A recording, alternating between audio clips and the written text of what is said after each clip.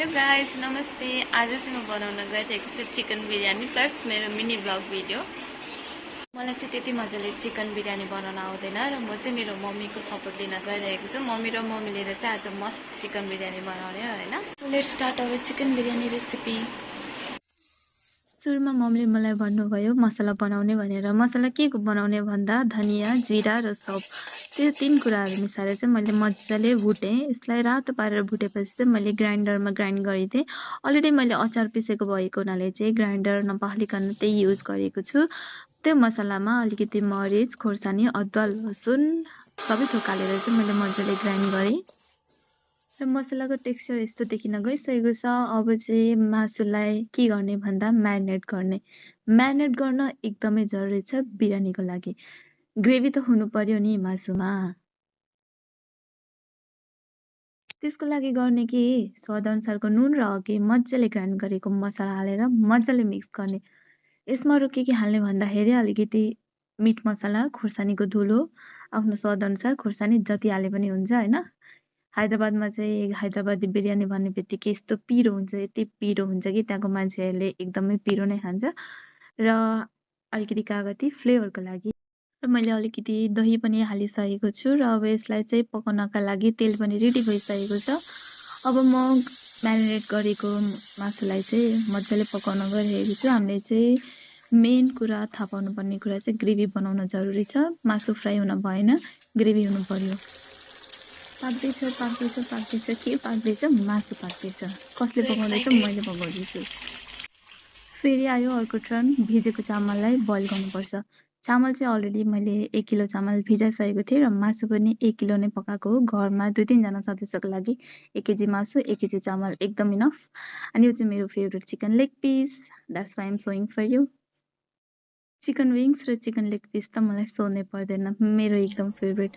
मासु पाकिसकेको छ र अब मैले चामल बोइल गर्नको लागि पानीमा अलिकति मरिच, अलिकति सौंफ, अलिकति यो के भन्छ यसलाई ल्वाङ, सुकमेल एन्ड दालचिनीको डाक्ला हालेर मैले पानी बोइल गरिसकेको छु र यसमा अघि भिजाएर राखेको चामललाई मैले हालिसकेँ र यसलाई मजाले पकाउने र त्यसको लागि साइडमा मैले राइता पनि तयार गरिसकेँ। राइतामा हुनुपर्ने कुरा भनेको प्याज र खोर्सानी, नुन, बस त्यति भए हुन्छ।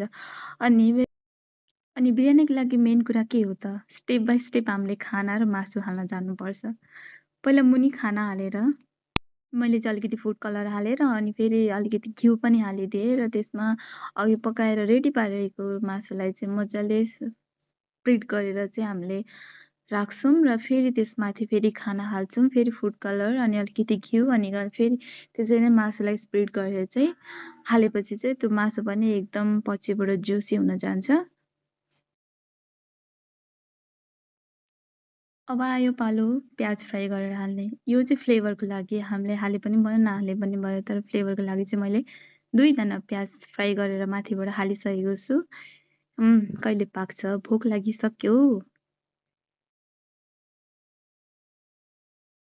अनि बिरयानी भर्सिसकेको त छैन, तर पनि कस्तो राम्रो देखिरहेको छ है। अनि बिरयानीको लागि मेन कुरा भनेको बाफ नजाने गरी हामीले पकाउनुपर्छ। के तपाईँहरूले सुन्नुभएको छ बिरयानी फेमस प्लेस हैदराबाद? हैदराबादी बिरयानी भनेपछि त मान्छेहरू त्यही नै मर्छन्। ओहो, यस्तो मिठो टेस्ट, वाउ! त्यही भएर घरमा आफूले ट्राई गरेर खान सिक्नुपर्छ।